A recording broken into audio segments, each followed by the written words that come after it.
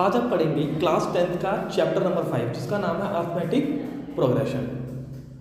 और इस चैप्टर को पढ़ने के लिए आपको इतनी मेहनत की ज़रूरत नहीं है, बाकी जितने इससे आगे वाले चैप्टर्स में आपकी लगेगी। तो हम अर्थमेटिक प्रोग्रेशन बिना टाइम लेते स्टार्ट करते हैं। आज की क्लास में इसका इंट्रो देने की कोशिश कर रहा हूँ। तो मैंने दो सीरीज़ लिखी हुई हैं, 2, 5, 8, 11 और एक लिखी है 6, 12, 24, 38। इन दोनों सीरीज से या दोनों एग्जाम्पल से मैं आपको समझाऊंगा एपी कहते किसे हैं। तो यहाँ देखिए 2, 5, 8, 11 यानी हमारे पास चार टर्म्स हैं 1, 2, 3, 4 और इसमें भी चार टर्म्स हैं 1, 2, 3, 4। लेकिन हमने इनके बीच में डिफरेंस देखना होता है। जैसे 2 और 5 के बीच में कितने का डिफरेंस है? 2 और 5 के बीच में 3 का डिफरेंस है। 5 और 8 के बीच में कितने का डिफरेंस है? 3 का डिफरेंस है। और 8 और 11 के बीच में भी 3 का डिफरेंस है। अगर डिफरेंस सेम जा रहा है तो समझो हमारी एपी है, यानी अर्थमेटिक प्रोग्रेशन है। तो यानी हम कह सकते हैं यस, यानी कि ये हमारी अर्थमेटिक प्रोग्रेशन हुई। अब अर्थमेटिक प्रोग्रेशन समझने के बाद चलो दूसरी सीरीज से समझते हैं कि वो है या फिर नहीं। इन दोनों में भी हम इन दोनों का डिफरेंस लेंगे तो डिफरेंस आ रहा है 6 का। 12 और 24 में आ रहा है 12 का और फिर इसमें आ रहा है 14 का। यहाँ पे हमारा डिफरेंस जो सेम नहीं है, यानी कि हम इसे अर्थमेटिक प्रोग्रेशन यानी एपी की सीरीज नहीं बोलेंगे। इन दोनों सीरीज में एक है और एक नहीं है। अच्छा, जरूरी नहीं है कि एपी हमेशा आपको असेंडिंग ऑर्डर में ही मिले, डिसेंडिंग में भी मिल सकती है। जैसे इस एग्जांपल समझो, जैसे 10 दे रखा है, 7 दे रखा है, 4 दे रखा है, 1 दे रखा है। 10, 7, 4 और 1 मैं दोनों बार में मैंने देखो 1, 2, 3, 4 1, 2, 3, 4 1, 2, 3, 4 इसमें 4 टर्म्स लिखी हैं। इसका मतलब ये नहीं है कि एपी में 4 टर्म्स होती हैं, ये मैं एग्जांपल दे रहा हूँ इसलिए ऐसे कर रहा हूँ। 10, 7, 4, 1 अगर हम यहाँ देखें तो इनमें भी डिफरेंस है बट -3 का, क्योंकि हमारी सीरीज जो है वो डिसेंडिंग ऑर्डर में जा रही है, कम हो रही है। तो इसका मतलब क्या है? माइनस में चल रही है सीरीज। ये भी माइनस है और यहाँ पर भी माइनस, यानी कि यहाँ का डिफरेंस माइनस में है, यहाँ का डिफरेंस प्लस में है और यहाँ डिफरेंस सेम ही नहीं है। तो यानी वो तो एपी नहीं है, ये भी एपी है लेकिन ये डिसेंडिंग ऑर्डर वाली है। तो सबसे पहला काम होता है हमें ये पता लगाना ये एपी है या फिर नहीं है। तो ये पता लग गया हमें एपी, इस तरीके से पता लगाते हैं। बाकी एपी के अंदर जैसे एक और एपी का एग्जांपल लेते हैं, जैसे 7, 12, 17, 24, 31 एक मैंने एपी बना दी और ये एपी है क्योंकि मैंने 22 एंड 27 यहाँ पर जो मैंने गैप लिया है वो 5, 5 का गैप लिया है, यानी 5 का डिफरेंस है। तो बस एपी में यही सीखना है। देखो इसमें मैंने 5 टर्म्स लिख दिए हैं और अगर आप चाहो तो यहाँ डॉट डॉट लगा दोगे तो इसका मतलब ये एपी अभी यहाँ रुकी नहीं है, इससे आगे भी चल रही है। तो ये जो पहले वाली टर्म है, सेकंड टर्म है, थर्ड टर्म है, फोर्थ टर्म है, फिफ्थ टर्म है और उसके आगे भी टर्म्स हैं। इन टर्म्स के नाम भी तो होते होंगे। तो इसी तरीके से हम जानते हैं जो हमारी पहली टर्म होती है इसे हम फर्स्ट टर्म बोलते हैं। क्या बोलते हैं? फर्स्ट टर्म, जिसको हम A1 या फिर A से दिखाते हैं। सेकंड वाली टर्म को आपको पता है हम A2 बोलेंगे। थर्ड वाली टर्म को इसी तरह से इसको A1, A2, A3, A4 और A5 और इसी तरीके से हमारी सीरीज चल रही है। हमें नहीं पता इसमें कितनी टर्म्स हैं, तो हम लास्ट वाली टर्म को AN टर्म्स कहेंगे। कितनी टर्म्स कहेंगे? AN। यानी अगर इसमें 10 टर्म है तो N की जगह पे 10 लिख देंगे। 10 टर्म्स, 11 टर्म्स है तो 11 लिख देंगे, 11 टर्म्स। इतना जानने के बाद ये तो हमें ये पता लगा कि एपी कैसे पता करते हैं और इनका नाम कैसे दिया जाता है। First term, second term, third term, fourth term, fifth term आगे चल रही है और नहीं पता तो लास्ट वाली को AN टर्म्स। बाकी इसमें हमें क्या क्या जानना होता है, जैसे यही वाली सीरीज का मैं एग्जांपल लेता हूँ। जो इसका डिफरेंस है ये क्या है? तो अगर डिफरेंस निकालने का एक फॉर्मूला होता है, क्या? an -1। ये D से मतलब है कॉमन डिफरेंस, D से मतलब है common difference, D for common difference. और फॉर्मूला क्या है D निकालने का? an -1। आप कहोगे ये क्या है?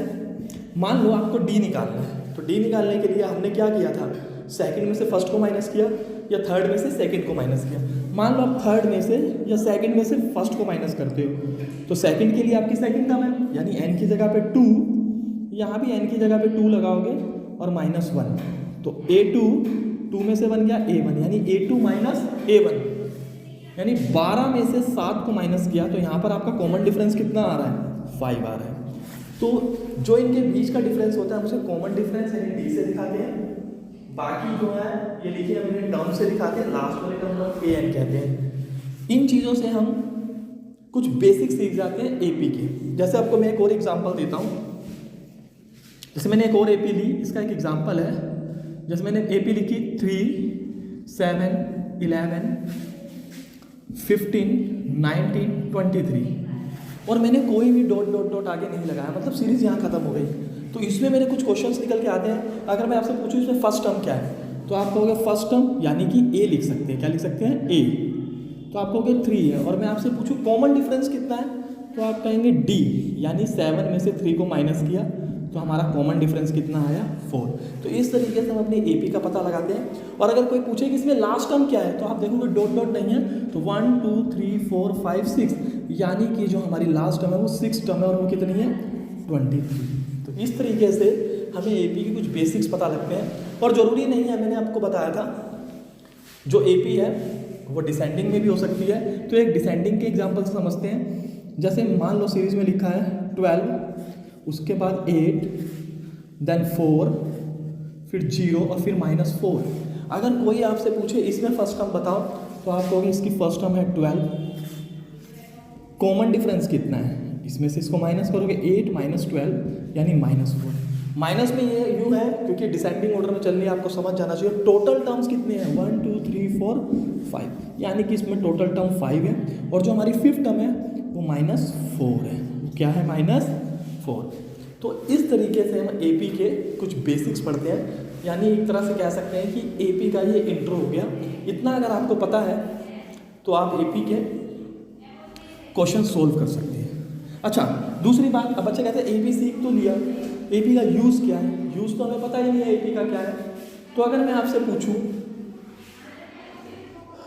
100 से लेकर के 1000 के बीच में जितने भी 3 डिजिट नंबर्स आते हैं, अगर हमें उन्हें 7 से डिवाइड करना हो, यानी वो 7 से डिविजिबल हो, तो कितने नंबर हैं, तो क्या आप उन्हें काउंट करेंगे कि एक 105 है, फिर 112 है, तो काउंट करने में कितना टाइम लगता है। तो एपी की हेल्प से हम वो सारे नंबर्स निकाल सकते हैं।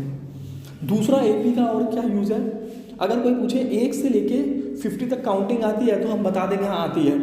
लेकिन कोई बोले 1 से लेके 50 तक कितना है, उसको टोटल करके बताओ, तो हम उसे जोड़ेंगे थोड़ी, 1 + 2 3 हो गया, 3 जोड़कर 6 हो गया।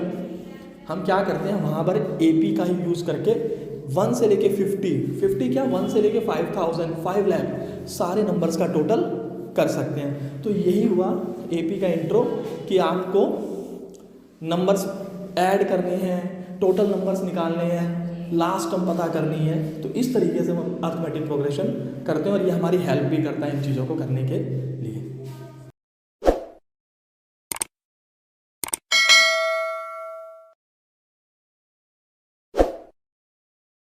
एपी के कुछ फॉर्मूले हैं, लेकिन उसके पहले फॉर्मूले पे, सभी फॉर्मूलों पे नहीं, पहले फॉर्मूलों पे हम कुछ क्वेश्चंस करते हैं या उसे समझते हैं कि फॉर्मूला क्या है।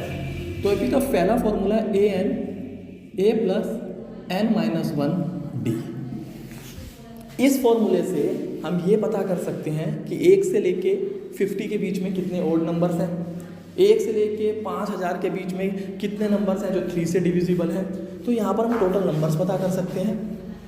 तो ये फॉर्मूला है क्या, खाली यही नहीं पता कर सकते, क्या क्या चीज़ें पता कर सकते हैं, मैं लिखता हूँ। तो यहाँ an का मतलब है लास्ट टर्म, an का मतलब है लास्ट टर्म, और इस फॉर्मूले में a का मतलब है फर्स्ट टर्म,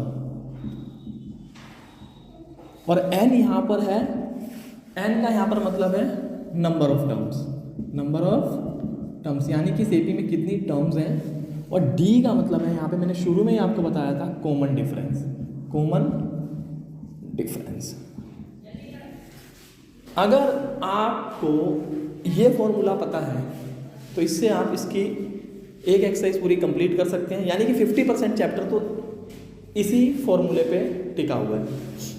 एक एग्जांपल ले लेता हूँ समझाने के लिए। मान लो एक एपी दे दी आपको, एपी है 10, 17, 24, 31, 38, 45। 10, 17, 24, 31, 38, 45 एक सीरीज़ ले ली और ये AP है। ये तो मैंने क्वेश्चन दिया तो खैर AP है ही है। कभी कभी ऐसा क्वेश्चन आता है चेक करो कि AP है कि नहीं, तो हमें इसके कॉमन डिफरेंस देखने होते हैं। तो ये तो AP है क्योंकि इसका कॉमन डिफरेंस साफ दिख रहा है 7, 7 का है।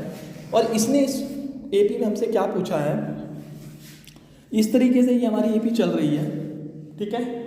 और इस AP के अंदर इसने हमसे पूछा है कि इसकी 15 टर्म कौन सी है, 15 टर्म कौन सी होगी।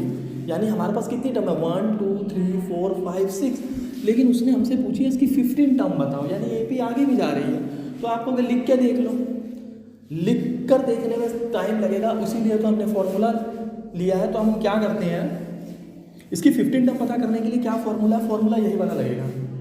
तो हम 15 टर्म कैसे पता लगाएंगे, फर्स्ट टर्म क्या है हमारे पास में 10 और कॉमन डिफरेंस कितना है 17 माइनस 10 यानी 7। हमें बस दो चीज़ पता लग गए। अब हम इस फॉर्मूले को लेंगे। अब फॉर्मूले में हमारा फॉर्मूला क्या है, a प्लस n माइनस 1 और d। इसने हमसे कौन सी टर्म पूछी है, 15 टर्म। 15 टर्म मतलब इसको आगे तक ले जाएंगे। इसकी 15 टर्म कितनी है, यहाँ a15 लिख के n की जगह पे क्या लिखेंगे 15, क्योंकि 15 टर्म बतानी है। और a की वैल्यू कितनी है 10 और n की वैल्यू कितनी है 15 माइनस 1 और d कितना है 7। 10 14 माइनस 15 माइनस 1 14 इंटू 7। इन दोनों को मल्टीप्लाई करेंगे 98 और टोटल करने पर आ रहा है 108। यानी कि इस AP को अगर हम आगे तक खींच के ले जाएंगे ना तो इसकी 15 टर्म होगी 108। ये इसका आंसर हो गया।